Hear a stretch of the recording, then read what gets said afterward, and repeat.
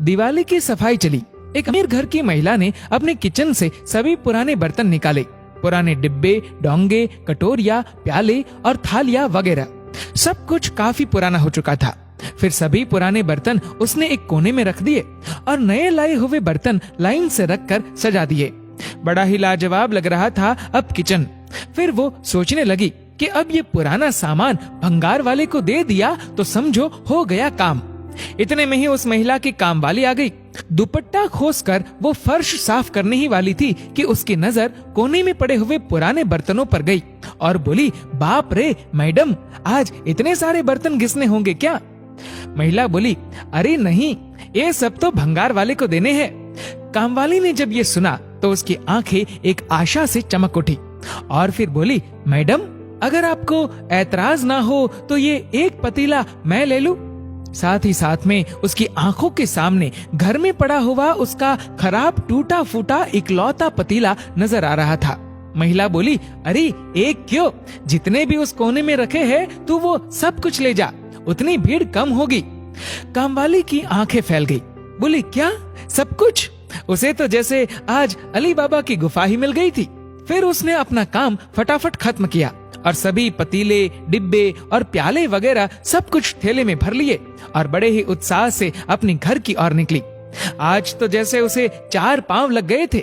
घर आते ही उसने पानी भी नहीं पिया और सबसे पहले अपना पुराना और टूटने की कगार पर आया हुआ पतीला और टेढ़ा मेढ़ा चम्मच वगैरह सब कुछ एक कोने में जमा किया और फिर अभी लाया हुआ नया खजाना ठीक से जमा दिया।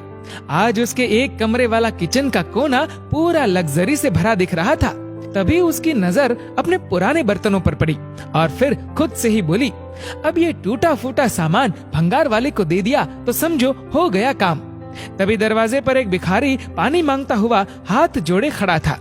माँ, पानी दे दो। कामवाली उसके हाथों में पानी देने ही जा रही थी कि उसे अपना पुराना पतीला नजर आ गया और फिर उसने वो पतीला भरकर पानी भिखारी को दे दिया। जब पानी पीकर और तृप्त होकर वो भिखारी बर्तन वापस करने लगा तो कामवाली बोली, फेंक दो कहीं भी। वो भिखारी बोला, तुम्हें नहीं चाहिए क्या, मैं रख लूं मेरे पास? कामवाली बोली, रख लो और ये बाकी बचे हुए बर्तन भी ले जाओ। और फिर उसे जो कुछ भी भंगार लगा वो सब उसने भिखारी के झोले में डाल दिया। वो भिखारी बहुत खुश हो गया। जो कभी जमीन में अखबार रख के मैले हाथों से खाना खाता था, उसके पास आज टेढ़ी मेढ़ी चम्मच और एक मुड़ा हुआ पतीला था। आज उसकी फटी झोली लग्जरी दिख रही थी। लग्जरी क्या है, सुख किसमें है, ये हर किसी की परिस्थिति पर निर्भर होता है।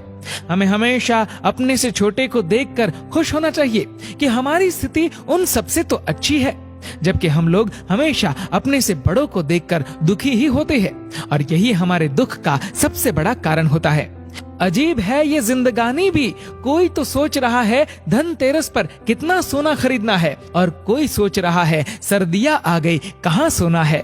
दोस्तों, इस वीडियो को लेकर आपकी क्या राय है, नीचे कमेंट करके जरूर बताएगा। और अगर आपको वीडियो अच्छा लगा हो तो इस वीडियो को लाइक करेगा, शेयर करेगा ज्यादा से ज्यादा लोगों तक। और ऐसे ही और भी इंस्पिरेशनल वीडियोस के लिए सब्सक्राइब करें हमारे यूट्यूब चैनल को और फेसबुक पर फॉलो करें हमारे पेज को।